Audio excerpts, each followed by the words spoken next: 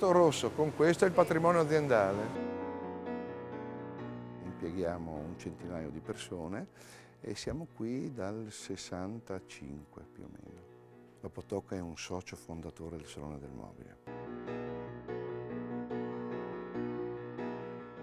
Il segantino, che vuol dire quello che sega il legno, è un mestiere abbastanza difficile. Perché? Perché bisogna sapere anche segnare e sfruttare il legname, altrimenti si creano degli scarti che non fanno altro che abbassare la resa del legname.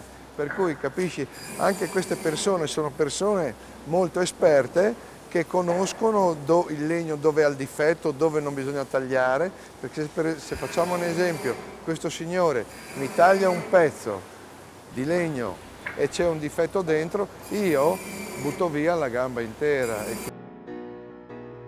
Noi già agli inizi degli anni 85-90 abbiamo cominciato a creare le nostre proprie produzioni, a investire sugli architetti, sui designer. All'inizio sembrava dura, sembrava un buco nell'acqua, poi invece con gli eventi si è dimostrata una carta vincente. Questo è stato un passaggio molto importante.